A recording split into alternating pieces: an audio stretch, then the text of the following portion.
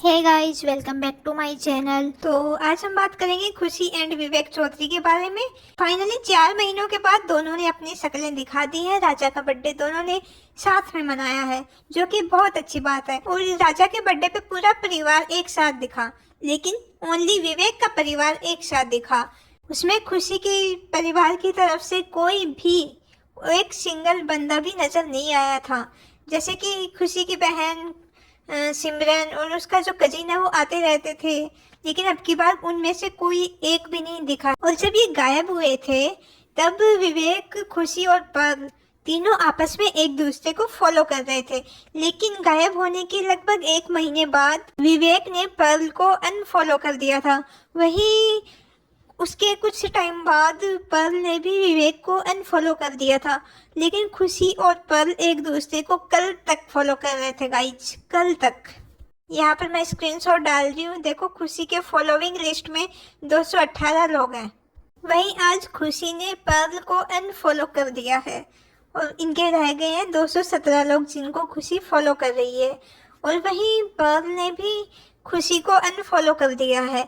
मतलब ये कुछ अजीब सा नहीं लग रहा?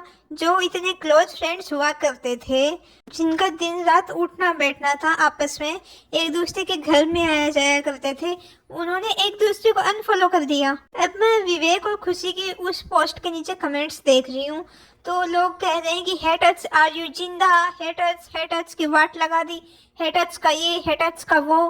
तो हम पहली बात तो हम हेटर्स नहीं है।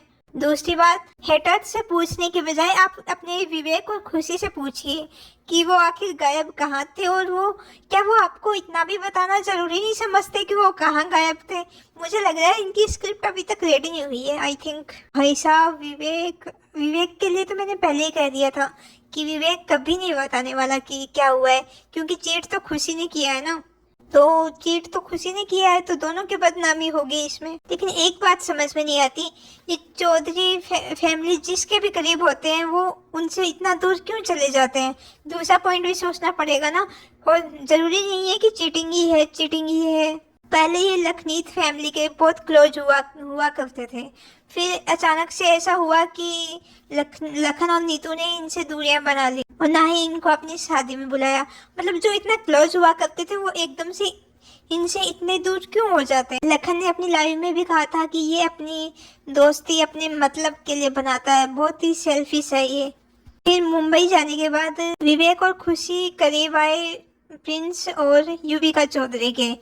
कुछ महीनों तक वो साथ में रहे, साथ में एक दूसरे के घर पे आना जाना था, अच्छी खासी बॉन्डिंग देखने को मिली थी। लेकिन धीरे धीरे विवेक और खुशी से प्रिंस और युविका भी दूर हो गए, जो आज तक रीजन हमें पता नहीं चला है कि विवेक और खुशी से दूरियां क्यों बना ली प्रिंस और युविका ने। और इन लोगों ने क्लैरिफिकेशन देना भी जरूरी नहीं समझा अपने फैंस को कि युविका अब इनके घर पे क्यों नहीं आती है। इसके बाद खुशी और विवेक करीब आए इनके पर्ल वी पुरी एक्टर, और इनके करीब आने के बाद वही घर में आना जाना, मौज मस्ती, दिखावा, मैं तो दिखावा ही कहूँगी। ऐसा क्या है विवेक और खुशी में जो भी इनके करीब आता है वही इनसे दूर चला जाता है। वो दूर तो दूर, इतना दूर कि इनकी शक्ल देखना पसंद नहीं करता। मतलब हमें तो जो हंसते हुए चेहरे देखने को मिलते हैं, इनके पीछे का सच क्या है आखिर, इनका रियल नेचर है क्या। पर्ल वाले केस में तो ज्यादा चांसेस चीटिंग के लग रहे हैं। खुशी के लिए सब लोग ये सोचा करते थे कि खुशी कितनी लकी है, उसको कितना अच्छा ससुराल मिला है, उसके सास ससुर पति कोई भी उसको कुछ भी पहनने से टोकता नहीं है। मिडिल क्लास फैमिली से बिलोंग करते थे, फिर भी खुशी को कभी किसी चीज के लिए नहीं टोका। उसके बाद भी खुशी ने ये चीटिंग की है ना, तो भाई साहब खुद अपने पैरों पे कुल्हाड़ी मारिए यदि खुशी ने चीटिंग की है तो।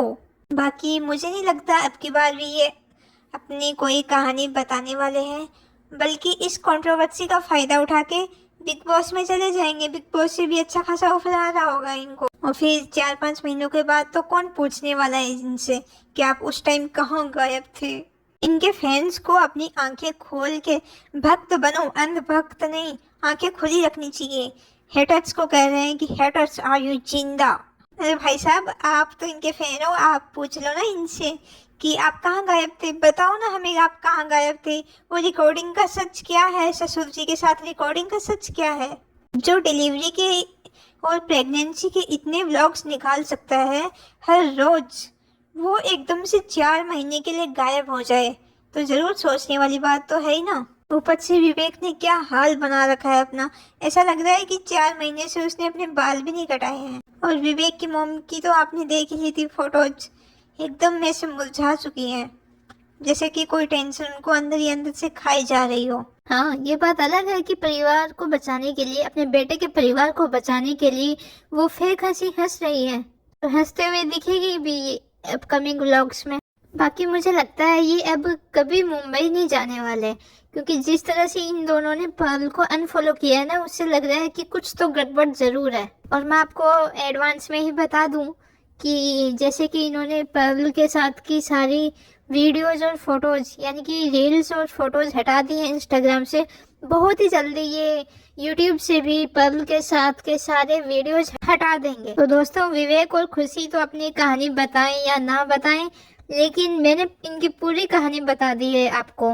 बाकी आई विश जिसने भी चीट किया हो वो अपनी उस भूल को सुधार के आगे बढ़े और भविष्य में कभी ऐसा ना करे। और अपनी ऑडियंस को तो अपना सच बता दो प्लीज। वो 4 महीने से आपके लिए परेशान हो रहे थे कि आप सब ठीक तो हो, आप कैसे हो, क्या हो, तो आपका इतना फर्ज बनता है कि आप अपने ऑडियंस को सच बताओ। मैंने कहा सच, कोई बनी बनाई कहानी नहीं। बाकी पर्ल और खुशी ने अब एक दूसरे को अनफॉलो क्यों किया है?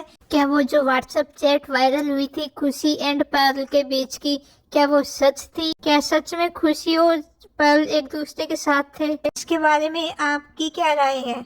और भी ऐसे मजेदार टॉपिक्स से अपडेट रहने के लिए मेरा चैनल सब्सक्राइब करें। तो दोस्तों, आपका क्या कहना है इनके बारे में मुझे कमेंट में जरूर बताएं। Bye, take care.